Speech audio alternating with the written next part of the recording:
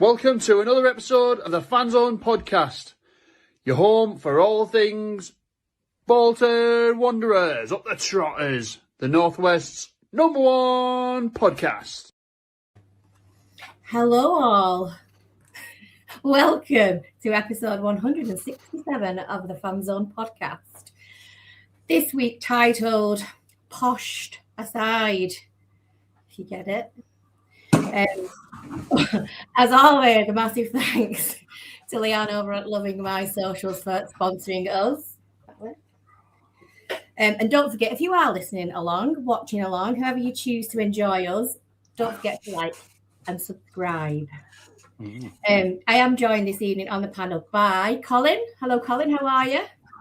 Hello. Yes, I'm very well personally. As far as the football's concerned, not very well, but I'll soon get over that these days, to be honest. But yeah, happy to be here on this fine Sunday evening. And we also have Dan. How are you, Dan?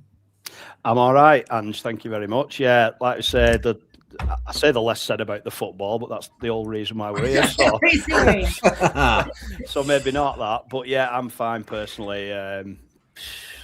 Yeah, frustrating, very frustrating Saturday as we're getting used to it at the minute. Yeah, looking forward to getting stuck into it. Well, it's funny you should say that, Dan, because that's what we're going to do. The chat's already going wild. So without further ado, let's get into post-match reactions.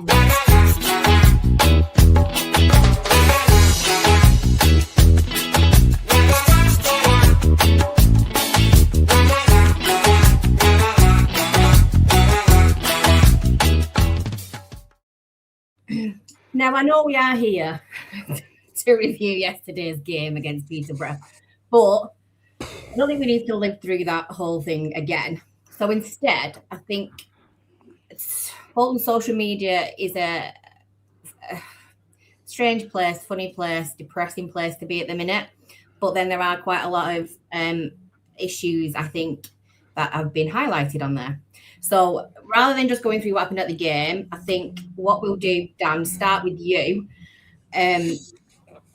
Actual genuine issues that you think yesterday might have brought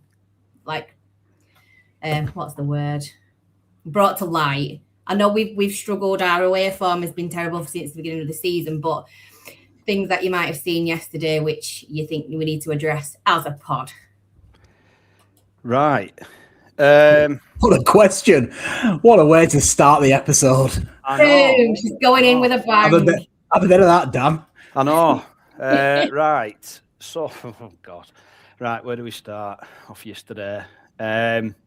Goalkeeper. Don't think there'd be many people who would argue about that. Just a complete shambles of a first half performance in particular. It reeked a desperation.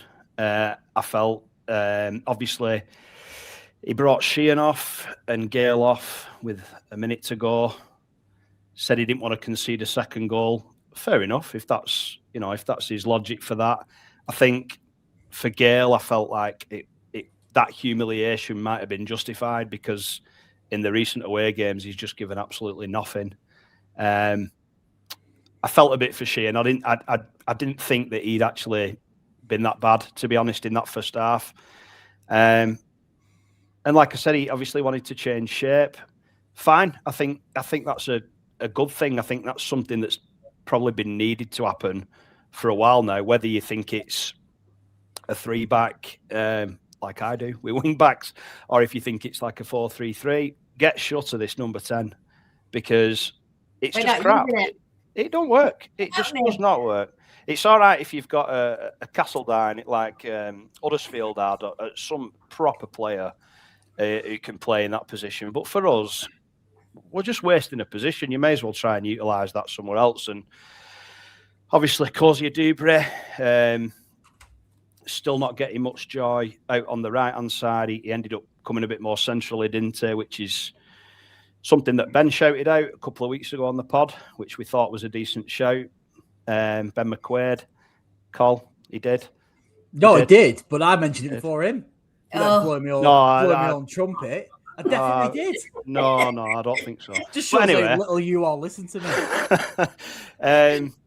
Yeah, so obviously Kozia Dubre ended up playing 10 for a little bit, didn't really get going. I'm not sure if he's ever played there before, to be fair. But what was nice to see in the second half, if there was anything, was Max Conway making a bust down the wing and getting a decent cross in the box for Sam Dolby to get on the end of.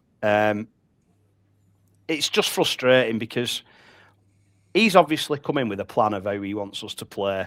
And let's not forget, it weren't that long ago that we were all saying it were good to watch. We were just maybe a bit unlucky, needed to improve our finishing. But then all of a sudden, this Christmas period just seems to have decimated any confidence in that team. Whether that's the team with the, the confidence in the manager, I don't know. I hope not. I think I tweeted it out myself saying, as much as we're all fuming, and rightly so with that, he's only the bloke's only had one transfer window, and I think it's going to take longer than one transfer window to fix what was wrong potentially with that squad and the kind of deficits within it in terms of like the lack of pace and stuff, and which he's tried to address in summer, but I don't think you're ever going to get them all right. And I do think he deserves January. But saying that, I've seen a lot of people saying on social media that he doesn't and he should go. And I don't agree with it. But if that's your opinion and with what you're seeing at the minute, then fair enough, because that's what football's like these days. I think the silver lining for me from yesterday, if there is one, is that he changed the tactics. He did change the tactics. And I think if we had a decent goalkeeper in net, we'd have probably drawn the game. I thought there were two really soft goals, and obviously John O didn't help him going up for that header and just getting nowhere near it. Or not going up for the header, is it the case? Maybe. Yeah. It's really frustrating, and I think, like I said, the silver lining for me, if there is one, is that he did change it and he went for something completely different. Because let's face it, getting the ball to Kozia Dubre and seeing what happens isn't working at the minute, and it's not worked for some time now. That teams are putting that pressure on him, and I think also the silver lining is that somehow after that run over Christmas, we're still in the playoffs. And I think that will be a big part of why I think he should carry on. And I think he should get the transfer window. And I sincerely hope, especially after how much money got wasted last year, that he gets the opportunity to have a bit of a budget to get him what he really wants and what he really needs. Whether that happens remains to be seen, I suppose. But certainly this is a big week. I would, if we were to lose on Saturday, that cranks the pressure up to a point where I think a lot of people might be asking questions if he's the right man for the job, which is mad, because it doesn't seem that long ago since we were all so happy that he came, and we got such like an incredible coup to get this manager who's won the league with 100 points or whatever and done all right in the championship. Something's not right. There's something not right. I mean, yeah, it's very evident that something is not right. I'm not sure how you managed to find so many silver linings from that. You must have said silver linings about. You found two silver linings, Dan. You're a better man than I. Col, what do we need now going forward? As Dan said, and I know you do not see Saturday's game as any different to any other because you don't see that rivalry there. But they are our most local club, and we know there's been a history there with them beating us. So what do we do? What does you're Stephen Schumacher? What are you doing on this week? What are you doing this week? We've got Tuesday. Forget about Tuesday. Yeah, that Tim Pot Trophy thing. But what is he doing? Well, one thing I'll say about Shuey is that we're a better team in big games than the smaller games. In that sense, he's the complete opposite to Ian Evatt. And I think because of that, I expect a response next weekend against Wigan, if I'm honest with you, because I think he's proven it over the time that he's been with us. A very, very short time, may I add, that he's been with us. I think people are starting to forget that he's not even been here 12 months or just about 12 months, which is nothing. And a percentage of that, of course, was the summer when technically he wasn't working. So he's not been here long at all, if we're being truthful. And I get people's frustrations, but I expect a response on Saturday, purely basing that on, obviously, the fact that it's a local game and form obviously goes out the window. And the fact that he's, of course, like I've just said, so good or has been good in them kind of bigger games at this level. So I am clinging onto that little bit of hope. I'm not necessarily answering your question there, Ange, to be honest with you. No, it's fine. What I would say is the goalkeeper situation needs to be addressed ASAP, because I said it a few weeks ago about the backup goalkeeper situation. It worried me massively, but I was referring to the fact that if Teddy Sharman-Law got injured, now he might as well be injured because he's obviously been dropped out the side. And again, the weekend proved that the goalkeeper that we've got as a backup simply isn't good enough. I think we need to probably go back to the drawing board, possibly on the goalkeeping front. And as a result of that, we are going to be doing a segment tonight that we don't tend to do very often, but we kind of thought it was relevant tonight, and it's player profiles. So a little bit peek behind the curtain. We're going to be doing that on the goalkeeper situation, which I've titled Player Profiles, Teddy Sharman-Law versus Miller, in brackets, the keeper issues, because I do think we've got a bit of a problem on our hands. The fact that we're halfway through the season, just about, and we don't know who our number one is when we're trying to be chasing the automatic promotion spots is a really, really big concern. It needs resolving ASAP. I think we may see Mr. Broom on Tuesday. We've not seen him, have we? Really? Broom. Broom. I want you in my room. We are going a little bit mad. Yeah. So, I mean, there's so many comments in the chat. I think we do tend to err on the side of caution on this pod. We're not hugely reactive to wanting sackings and managers' heads and things, and I don't think everybody in the chat is of the same vein, but I certainly wouldn't call it an emergency situation, put it that way. No, me neither. No, not by any stretch of the imagination. And I very much hope that we will be doing some business now in the window. We've obviously got the young lad in from over the water, but we've not really seen much else. Few outgoings coming up. Well, this is the January window, though, isn't it, Ange? This is what happens. It's not something that happens really. Stuff happens really quickly. You know, I think if we can take any positives from this last few game weeks, it's the fact that we're on a poor run of form coming into a transfer window, which can only be a good thing in terms of clearing a percentage of the dead wood out that Shuey's trying to get rid of, obviously. Already, because it's not his squad ultimately. There's obviously a good percentage of players that are his, but there's also a good percentage of players that aren't. So hence why I don't think you should really be judging him personally after just one window. Like, I get the performances aren't good enough, and that's definitely where you can judge him 100%. Like, but at the same time, he's obviously trying to put a side together with a group of players that he probably feels aren't good enough, and they clearly aren't. If it's in terms of ability or psychologically, because I think they're losing them psychological battles, aren't they? And that's a big problem. Do you know what? With mentioning the psychology behind things, I do worry about the early subs made yesterday, and when he'd already said that they were mentally fatigued.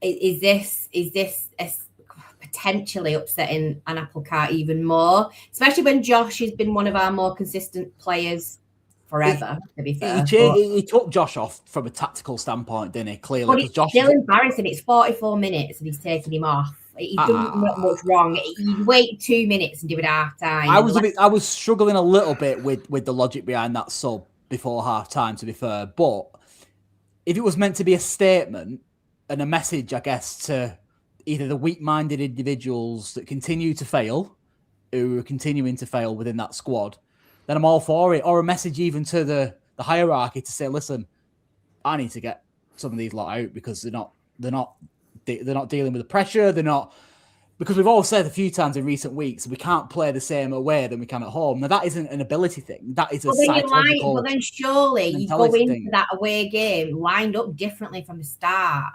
I don't. Well, he has been doing. He has been doing. He's changed his keeper. Personnel is different from different tactics and formations, and for me, I just worry that he potentially has done a little bit more harm than good. But we'll see. Well, he knows his squad better than us and whether they can handle it. And I think there might be element of the fact that he's looking to get a reaction or send a message to certain people. That's my kind of thought process behind it. I think that you can say that, definitely. And you can see if he was trying to do that. I think the optics of it weren't great on Saturday when you're seeing a player like Josh Sheehan, who's obviously a Welsh international, getting hauled off when he's not even played that badly. But to me, I feel like at the minute he's taking some risks with his decision making, whether that's a good thing or a bad thing. But like we said about, dropping Teddy, he has made a few errors. And I think most of us were fairly confident that Miller, even though he did well against Doncaster, he wasn't going to show himself to be a number one quality keeper. And as well, I felt on Saturday, it did come across as a bit of panic to me. That tactical tweak, and I'm not saying it was the wrong decision. It's just for that time of the game, just before half time, I just felt like there was an element of panic about it, and maybe that's obviously the team's low on confidence.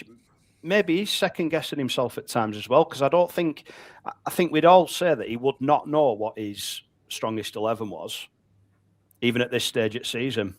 I don't think, because he's rotated so much, I don't think he's kind of got who you would say would be the first 11 on that team sheet.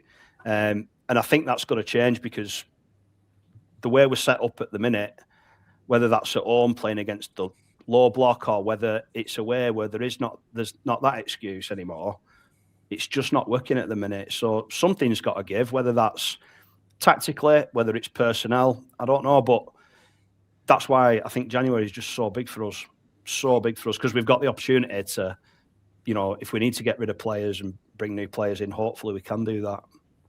Do you know who will know the answers to all of the questions posed? Oh, I can imagine. Well, he's going to try at least, isn't he?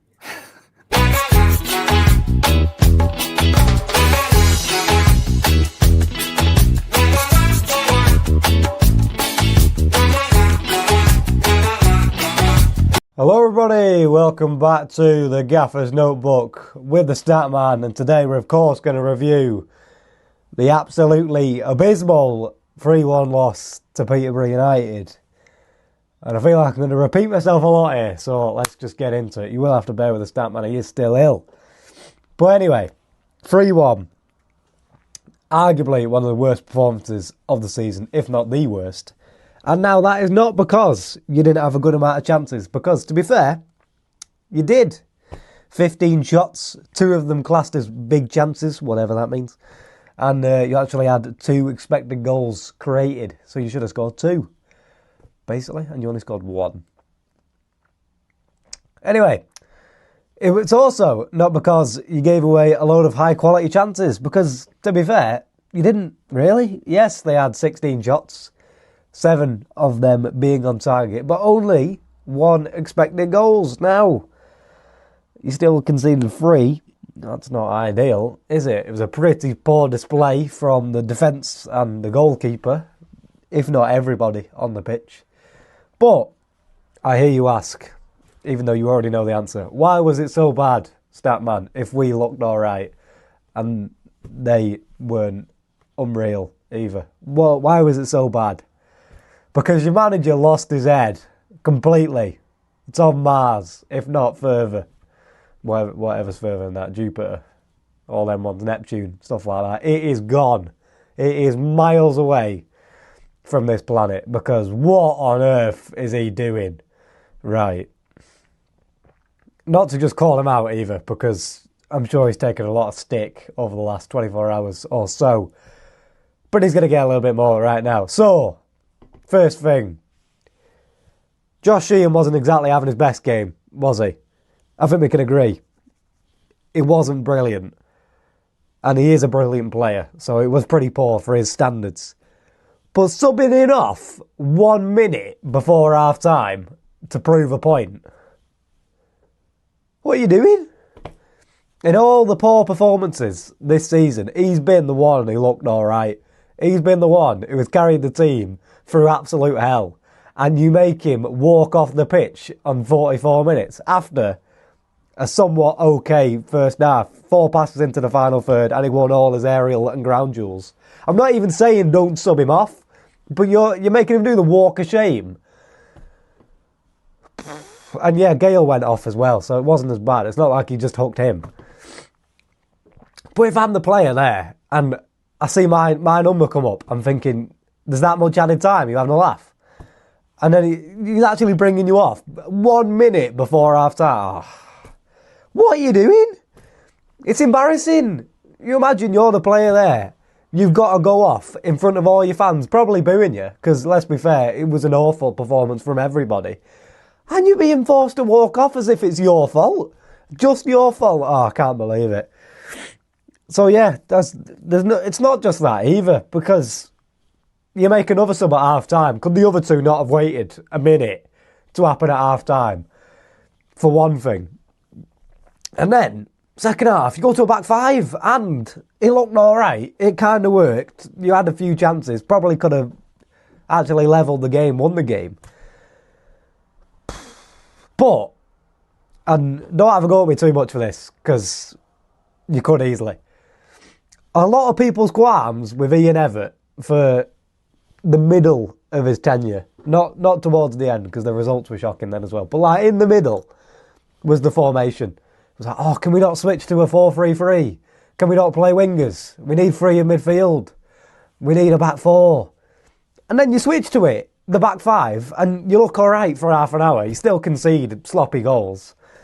And you still don't score the same chances that you miss in your normal formation. And I'm hearing calls for you to switch to a back 5 next game. What on earth? Schumacher has played. He's a back 4 manager, really. Yeah, he switches his formation for each club. He does it a lot more than pretty much any other manager in the first place. Which tells you something, for one. But switch to a back 5 when he's never really played one. Just because it was alright for 20 minutes, half an hour. And you still... Oh, it's killing me. It's just really frustrating. And I can't even imagine what you're like, because I'm obviously not a fan. But it's just not good enough, is it? Like, it's the same... It's not even the same stuff now. For the first half of the season, it was the same errors again and again and again. And that was annoying. But he's just lost his head completely, Schumacher. And I can't explain it, because it's been coming for a couple of weeks, hasn't it? That team sheet on Boxing Day, I'm sure there were some other factors involved. But that was bizarre. And then you get this now, where he's subbing people off a minute before half time to clearly prove some sort of point. What point it is, I don't know. Because Gale tries, and he's probably the best left winger at the club. And Sheehan is the best player at the club. And you're hooking them both a minute before half time. What's he going to do? What tactical evolution is making a sub a minute before half time going to do? Absolutely niche. In fact, they're just making it harder for them, because at least at half time you can have a serious conversation about, right, we need to do this, this and this, and you're coming on to go do it. On the bench he's just gone, all right, lads, go on, get on. What are you doing? What is he doing? And that's all it is. It's just stupid at this point. For me, there's no way back after that. But yeah, anyway, I could quite easily go on for much longer, but I'll leave it there. I'll let you enjoy the rest of the podcast, and I'm sure I'll see you very soon. Goodbye. Well, All's had enough. Cole's had enough. Sorry. I think Callum very eloquently backed up my point that I made then about the subs. But anyway, we'll move on, shall we? What should we do next, people? Shall we go to a little bit of 3 up, 3 down? Try.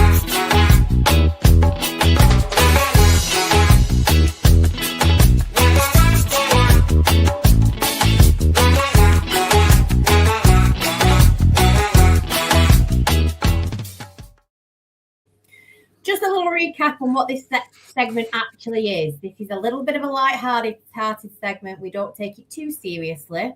We don't really often use football as our up or our down unless we're absolutely desperate. And seeing as none of us went to the game yesterday, we're going to probably struggle a little bit with it. And it might have to be a bit more football related. So if we start, let's start with the downs maybe. Who wants to go? Carl, do you want to go first? Yeah, I'll start with the downs. Obviously, the result is a down. Naturally, the performance is a down. But within the performance, there's a lot of downs, isn't there? But one specifically that I have to reference as the down is the lack of effort and nous grinded on me big time yesterday. Like, to the point where the effort within that goal defensively that they scored for the first one with a long ball straight over the top of the midfield and of the defence, and obviously easy, pathetic goalkeeping, but an easy finish for the lad that scored it. But it stems right at the very beginning of that particular goal when the goalkeeper gripped hold of the ball and launched it. One of the first things that you learn as a kid, when you, especially as an attacker or as a forward, is to make sure you stop the goalkeeper at all costs, to stop him from getting out and getting to the wing backs or getting to the wingers, or even like he did, going straight over the top. And it's things like that that really irritated me about yesterday's performance. Lack of nous and lack of course, effort to install that nous within the game, if that makes sense. But yeah, like someone just said here, Dave said closing down. That's basic stuff. Do you know what I mean? So yeah, I'm gonna have that one as my down. Dan, what's your down? I'm gonna use a football one, and it's gonna be the same one that I used last week, to be honest. And it was second balls. They were just like, where was the intensity in that midfield? We got cut open time and time again before they even scored. Just not good enough. Noticed it really for the first time, I suppose, against Doncaster, where every 50-50, every loose ball, it would just go into, and we weren't kind of either pressing at the right time or just showing the desire to get that ball back. And I thought yesterday it was the same again. And like Cole said, it's basic stuff. It's basic stuff. And if you're not doing the basics right, you're not going to get anything. Everybody knows that. It's just so obvious, but for whatever reason at the minute, it's just not working. It's just not working. And it's frustrating because they've had games this season where they have done that side of the game, the ugly side, and they've done the hard yards. All of a sudden, it's not happening. Whether that is, like Radic said, is it too much paddle? Were they tired over at Christmas period? I don't really buy that, to be honest, with the rotation. For whatever reason, we're just not snappy enough in that midfield and showing that desire to get the ball back. That were my big sort of down point. The result obviously was crap, but yeah, just I hate seeing midfields where it's not a proper contest, and I didn't feel like it was for large parts of the game yesterday. He needs to be getting them back on that training ground and back to basic drills, because we know, and he said in an interview, that they'd had really little time to train over Christmas because of the amount of games that came. We know for a fact they tossed it off a bit last week. They went playing paddle, they did this, they did that. They might have had 2 days training. They need to be getting back on that training pitch and working on the basics, because they absolutely are not delivering them. That is my down. They need a win from however possible. Yeah. They need a win. And I think in many respects, going back to what I said before about us being, or Shuey being better in them big games, playing Wigan, obviously on Saturday, it could be a benefit really, because obviously you win that and then it's defining almost. I think Saturday, it's not just a big local game. It is potentially season defining. I think. I think saying that early to mid-January is mental, to be honest. But no, I get what you mean. But you know what? It is by the grace of the fact of how crap this league is that we're hanging into that 6th spot, because we have no rights being there. It's only because everything else around us is just as inconsistent, shall we say? Yeah, that's the league, though, isn't it? And I think, like, season defining, maybe a bit too soon. But for a lot of people, it'll help make their minds up in where they stand in terms of whether they want to back him or not. And that's the reality of it, isn't it? That it will do that, especially against Wigan, whether it's right or wrong. That's what'll happen. Do we use Twitter as the ultimate soundboard to the way that fans feel, though? No. Yes. No. You know what I mean? No. I know what you're saying, but I think we've been here before, haven't we? Yeah, we have. Yeah, 100%. And I don't think we should be. We're going through a real bad patch. I think the main frustration is that it's games that we felt like we were going to really kick on in this Christmas period and get ourselves back in and around like automatics. But it is what it is. We've got January, haven't we? So there's a lot of football. We've got left 2 weeks. What, 3? Best part of 3 weeks left. Yeah, and there's a lot of football to play, isn't there? There is a hell of a lot of football, but it doesn't excuse what you're seeing when you're frustrated after watching performances like we have done recently. I completely get. And you're traveling to these places, and you got a right. You're spending your hard-earned money on going watching that less than give a shit performance, and that's the thing I think that gets to people, that it's like they can't be asked, and if they show a little bit of gumption and a little bit of determination. Where's that team gone from Huddersfield? Like, come on. Yeah, exactly. And I think how motivated it must be to be backed. We were at Huddersfield, weren't we? But we were also at Swindon. It's like... Yeah. Yeah, but to be honest, we played poor against Huddersfield for the first... But you dig deep and find something, don't you? Find a way, don't you? They found a way. Yeah, of course. Find a way. Yeah. It's a poor league. Listen, I watched Stockport play at the weekend as well in their game against Huddersfield. Yeah, and that was a terrible game. Awful, like really, really, really bad. It was low quality. It's a bad league, and I think that's why it frustrates people even more, because it feels like unless we get January absolutely spot on, it's going to feel like a bit of a missed opportunity, this, isn't it? But there's a long, long, long way to go in the season. A long, long way. There is. Just quickly, there's sorry. A long way to go in this segment. We haven't done any ups yet. We've not. Can I just say as well on that, in terms of the expectation that we have as a football club, I wonder how heavy that weighs on players sometimes. And again, huge. Right. It's weighed heavy, Dan. Ever since we came back after COVID, it's weighed so heavy on them. Yeah, especially at this level, because they can't handle it. They can't handle it. Only a small percentage of them can. Yeah. If we had a team of Kieran Lees, we'd be laughing. Oh, what a player. We all agree. Absolutely. Right, come on. Let's have a little tiny bit of the entire show where we've got a bit of positivity, and it's only just 3 things between us. So go on, Carl. Give us a positive. I didn't go. Damn you. I usually work all week, and my missus is wonderful, and she allows me the time of a Saturday to spend away from the hustle and bustle of work and life and go to the football. And as a result, don't get me wrong, sometimes I do miss out on a few bits and pieces, whether it be soft plays or going to the park or whatever else. But I'm very grateful to my missus for allowing me to go to the football. But this weekend I didn't go, and I'm very, very pleased that I didn't. That's my Dan? I'll keep it football. Just seeing Conway deliver a really good cross into the box. We've not. That's absolutely. But do you know what? a left footer on left side, it was nice to see a decent cross coming like that instead of a floated one at back post going out of play. So, and a good finish from Dalby as well. So fair play to him. But yeah, we are clutching at straws 100%, but that will be mine. I'm going to continue to clutch at straws. And I thought Dan was going to steal mine then. But to see Mr. Dalby on the scoreboard will do his confidence a bit of good. And obviously, the same vein to Colin, I go to a lot of aways, and I didn't go yesterday.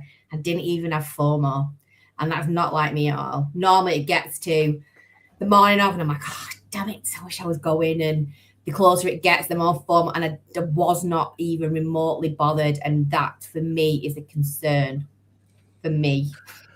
Well, that's the thing, though. Listen, I've been going to away games a long time, and I've seen attendances that are sky high, and I've seen attendances that are really, really low. I'm talking 500 people at Anfield, 500 people at Goodison, 500 people at Old Trafford. Our fan base can dip and go up and down and up and down. Unless they sort this out, they'll see a drop. And all that fan support that they took advantage of and or took sort of looking for, took it for granted, will soon start to diminish because I've seen it all before.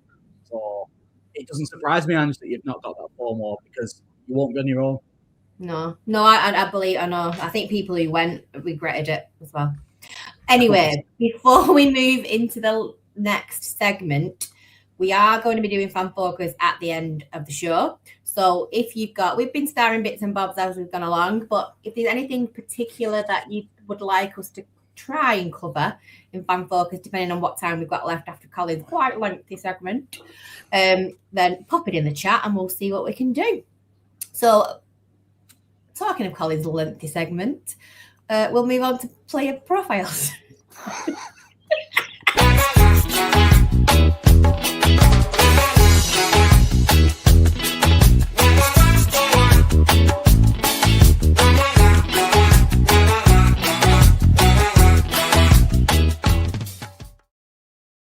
Yeah, matron.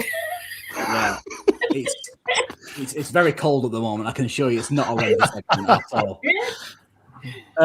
Listen, in terms of interaction with the fans within the chat and questions and fan focus and all that type of stuff, I've got a feeling that this particular segment might start a few conversations, shall we say. The fan focus obviously is next, but this is player profile. And what I decided to do is focus on the goalkeeping situation that we find ourselves in at the moment. Teddy Sharman-Law, Tyler Miller, or get rid of them both. Have that in the back of your mind as I progress through this. But what I've done is I've tried to take a little bit of a leaf out of Callum and Ben's book and go down the performance data route. When you strip it all back, the contrast between the two, in all honesty, is fairly clear. With Teddy Sharman-Law in goal, we can see just under 1 goal per game, face a higher volume of shots from inside of the box, and rely on him for more high difficulty saves, particularly in transition or counter-attacking in old money and 1v1s. His save percentage sits at around 58%, which isn't a standout by any stretch of the imagination, but it reflects on the quality of the chances faced rather than goals conceded. A question that I'm going to ask you before we go further to think about is, why has Steven Schumacher changed the goalkeeper at such a vital time of the season? Don't answer that just yet, but have that in the back of your mind, because I think that is obviously a really relevant question to bring up. Tyler Miller, in contrast, has faced fewer shots overall, obviously, because he's played less games, and a lower proportion of close-range efforts as well, and makes more routine saves per appearance, but concedes slightly more goals per 90 when he does play. Distribution data also separates them. Teddy Sharman-Law attempts more short to mid-range passes, which again shouldn't really come as much as a surprise. Completes a higher proportion of under-pressure passing, while Miller obviously goes long and often has a lower completion rate when he does so. obviously the going long may answer the question that I've just asked you. Who knows? So in pure data terms, yeah, stat man. One keeper is absorbing pressure and managing harder moments, while the other one, of course, is dealing with the simpler shots profiles, but offering less in terms of build-up. So moving forward, presuming that Teddy Sharman-Law doesn't go back to Chelsea or there's a complete overhaul in the goalkeeping department, do we pick a goalkeeper who faces harder chances but concedes fewer goals, Teddy Sharman-Law, or who deals with simpler shots more clearly, as in Miller? Is it as simple as to why do we feel that, like I said before, Steven Schumacher decided to change the keeper at such a strange time of the season? Dan, I'll hand it to you. Have you got any thoughts on the situation with the two goalkeepers, and in terms of Shuey's decision to change things? Why do you think that is, and is it to do with what I've just kind of highlighted? I think maybe in terms of it's hard to second guess his thought process, but I imagine he's trying to maybe get Teddy Sharman-Law out of like complacency, or trying to get him to knuckle down a bit more and see that Miller is more of a threat, even though realistically I don't think he is. Like, if you were to pair them off against each other, I think if you were to look at that data over the course of a scenario where they'd both played equal games, I think it'd be like kind of heavily skewed in Sharman-Law's favour. I know he's got an error in him, as has Miller, evidently, going off with what we've seen with his kind of soft goalkeeping at the weekend. But I think Sharman-Law just brings more to the team instead of him. I think there's been times where I know I've criticised him 100%, but there has been times where I thought he's done really well, like whether it's in games where he's taken crosses or we've seen him do some like amazing pings straight to people's feet in the past. His shot stopping, yeah, it's. I don't think it was ever one of his strong points, which sounds ridiculous, you know, from an old school perspective of what a goalkeeper should do. But I think what he has in his locker, apart from that, would keep him ahead of Miller 100%. So whether it's bad timing from Shuey or whether he feels like he's justified in doing it, he's obviously made that call. Not sure it was the right one. Who would be available in January if there was, I don't know, an experienced championship caliber keeper who was maybe looking at more game time or coming to end of the contract? Yeah, I think we'd be wise to maybe explore that. But for me personally, if Sharman-Law was meant to, if he was going to stay for the rest of the season, and that was the only option, I don't think it'd be the worst thing in the world, to be honest. So, Ange, then, question for you and a question for the chat. I've seen a few comments saying that we should move on because they're both poor. So maybe that's the answers to this question. But do we sack them both off, invest the money in a more senior, well-established championship goalkeeper like Dan's just said? And if so, would you be happy if that took away a large percentage or a certain percentage of our January transfer budget? Is it that important? Yes, it is that important. You look at the season we had Traff in goal, the amount of record-breaking season for clean sheets he had.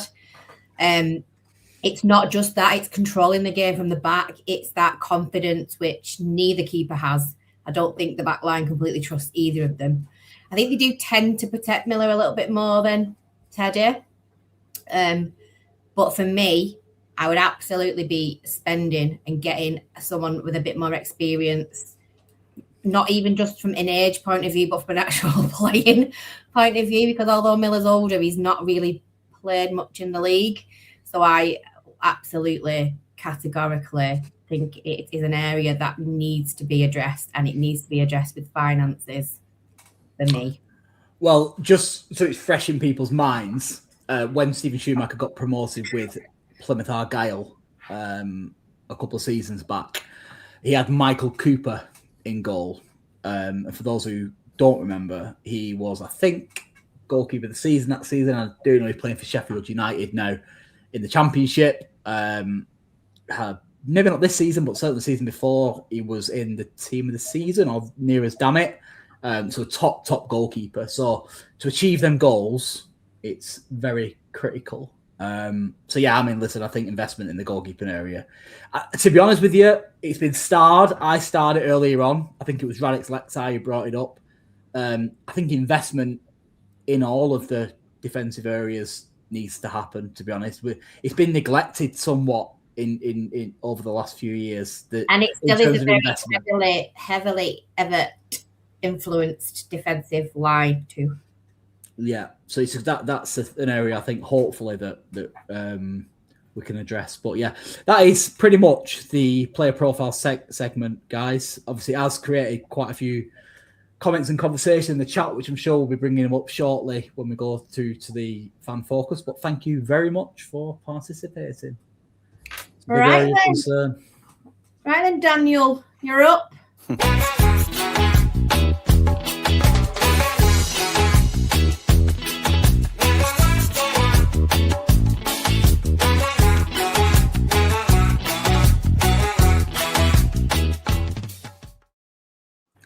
Yeah, so thank you very much to everyone in chat. It's been absolutely on fire tonight with comments and questions and whatnot. So there's been a few that I've starred. I know Cole's starred a couple as well. So we'll get through these and we'll just kind of lay it out there and have a chat about it, see what people think. So the first one that I starred earlier on is from Mr. Radix, and it's, would anyone else send all the loans back this window? For me, that's wild, isn't it? It's radical, definitely. It's definitely radical. I don't think I would. There's certainly, I think, an argument that 2 or 3. I don't think they could have any qualms if they ended up getting terminated for whatever reason. But in terms of all of them, I think a lot of that is going to depend on how. I mean, I don't think it will happen, but how Shuey sees himself setting us up going forward, and if that is different to the way he has been doing it. Yeah, I don't think in a million years they'd send Dewberry back. It just makes no sense. He's too good of a player. It's more, the importance is more of how do you free him up to play. Maybe that's reinforcements around him if it's not tactical. So who've we got on loan? Stoker, Cozy Dewberry, Ersto, Teddy Salmon-Law. If it was me, I'd be keeping Burstow, Amario, and Force. Yeah, agreed. Force is frustrating the hell out of me why we aren't getting the best out of him.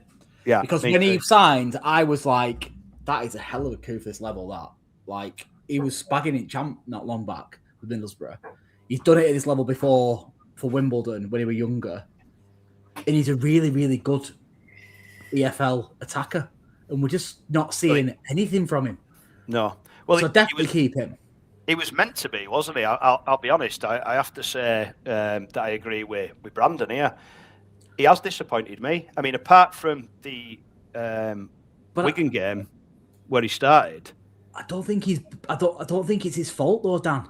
It might not be, but you can only judge on what I've seen so far, and wherever he's played, I've not really thought. You know, what is his position? You can see. I can see he's a finisher. I know it's third. You can see his movement, and that's what intelligent. Yeah, it is. But then we've played with a 10 for God knows how long, and surely that's their job to kind of look at them kind of runs for players who were making them nice, intelligent runs that we want. But I don't know. It's just not happened for him yet. I think for me, a lot of it stems from the service from the wide areas. For me, you need wingers in the wide areas that can go outside and inside as an inverted winger. I think that for me, the areas where we need to be investing in this January needs to be, if we don't send Sissoko back, it obviously because whatever, but we need to get 2 wingers on either side. You can go on the outside as well, and then we've got inside options as well, because it just gives you a different dimension to get the most out of your attackers, essential attackers. But yeah. No, that's fair enough. The next one that I was going to look at was from Max here, and it was, I know John O's come in for a bit of stick recently. The handful of errors a year you get from GJ would mean nothing if we were creating real opportunities for our strikers to score. I think that's fair. I think it is fair to an extent, but we have created a lot of chances and missed them. You know, when you look at the stats in previous games and whatnot, we've created a hell of a lot. And I think it's a bit harsh on the defence. I know recently they've not looked as good, but I feel like Toll and Jono have actually been really good for the majority of the season when they've played together. Personally, that's my opinion. Anyway, I don't know what you two think. I'll let Ange take this one. I just waffles. I just think, for me, I know there's this whole debate. There was a few debates on Twitter about some people who think he's the worst player this season. Some who think he's the best thing since sliced bread. I think we all have different opinions because we all watch the game differently, or we'll watch different bits of the game. And if you're watching it live, you see different to when you're watching it on the telly. He's not really given me much this season. I've not felt comfortable with George this season. Don't feel comfortable particularly with Tolley either. I don't think they're not really leading from the back. They're the captain and vice, and there doesn't seem to be much leadership on the pitch, which is part of the jobs. So I just think, it was a howling mistake, and he'll come back and he'll do some crunching tackle and he'll be forgiven. But I just think in general, they just look a bit meh, like they can't be asked. Fair. Yeah. Next one from Peter Parker. It doesn't surprise me, just look at the squad. Some talented players there, but very young and so lightweight. I think we need more Christies in the squad, experienced but still talented players. I think personally, Peter, I think that's spot on. I think when you look at the players we've let go over the summer, whether it were their time or not to go, I'm not debating that, but we have lost some real experience, especially at this level. And a lot of the lads who we've got in at the minute, it might be their first season playing in League One, and they are on the younger side as well. So, yeah, I don't think you can beat experience, can you, at this level? But like you say, like Cole alluded to there, Ruben, you think it costs money, doesn't it? If you're going to go out and get them players who are proven at this level, you're going to pay top dollar for them, and it's whether or not. The only thing I can hope for, sorry, Dan, to cut across you then, is right. If we're going to do that or go down that route, the lads who have got like limited time left on the contract, possibly, who are either kind of like mid to low end championship, who are after kind of like a move to secure themselves a decent contract, and obviously therefore can help us get promoted and obviously be back in the championship next season. That's the only hope that I have on that front.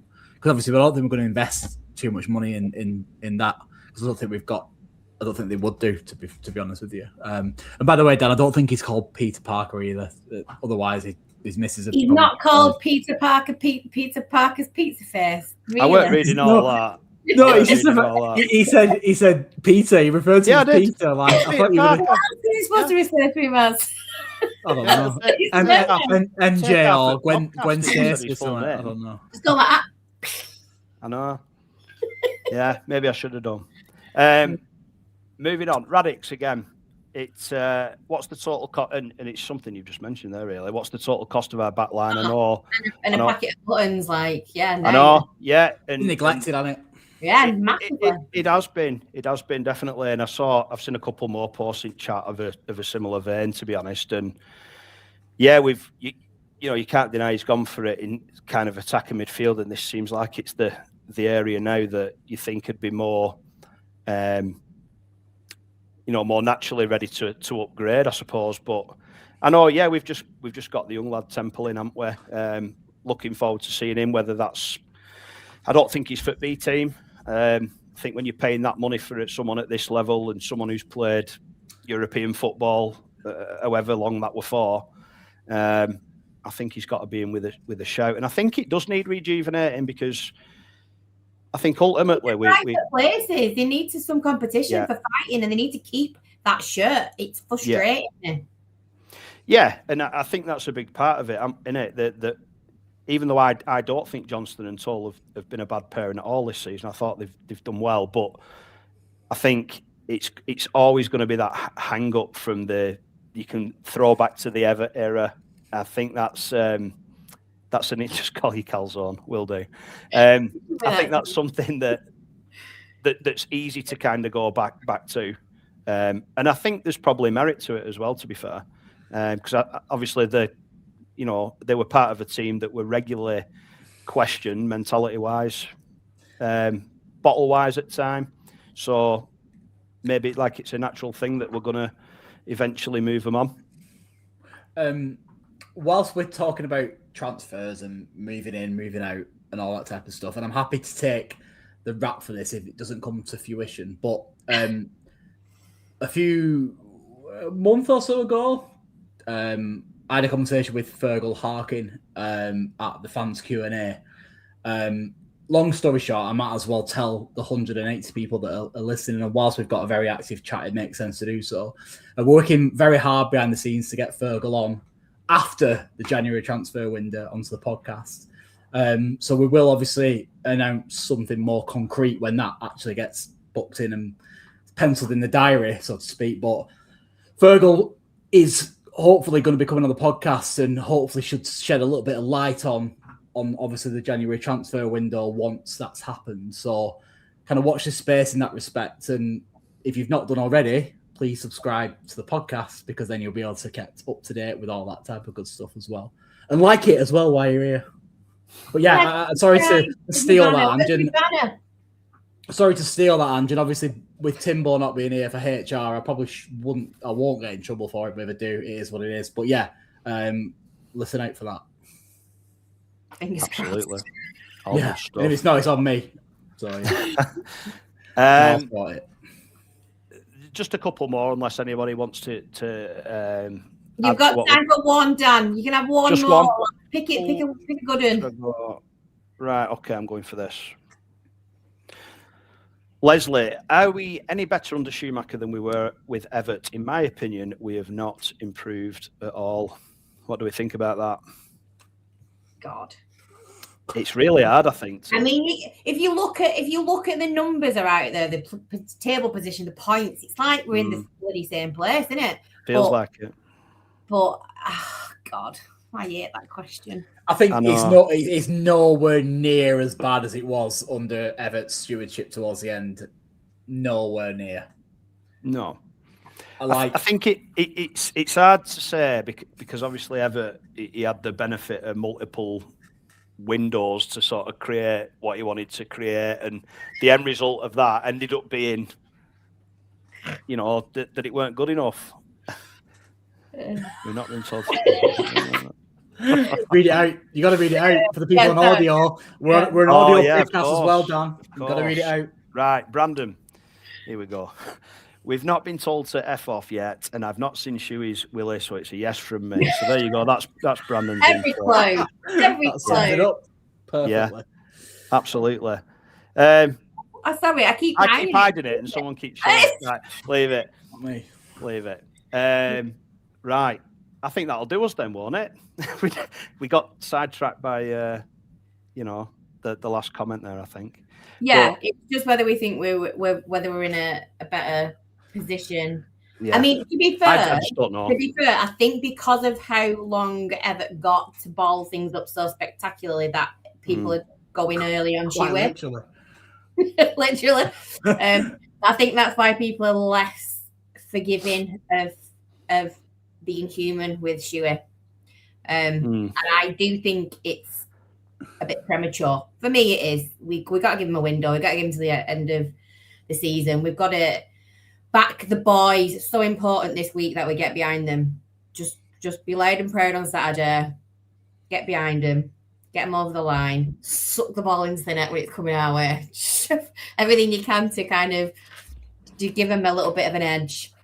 But yeah, no, I think that's us done for today. Thank you so much. Thank you. It's been such a busy chat.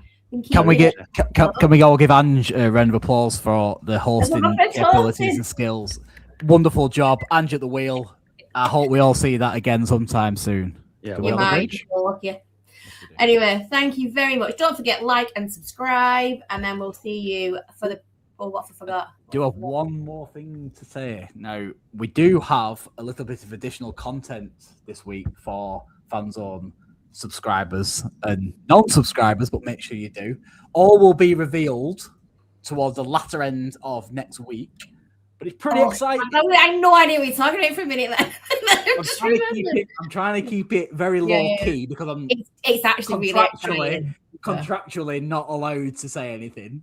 But I'm trying to say that there's some additional content. I think that's the best way of describing it, is it? It's an exciting opportunity with additional content, I would say. I'll do. So watch this space. That's it. Yeah, thanks all. Thank you. Take care. Keep the faith. At least try to.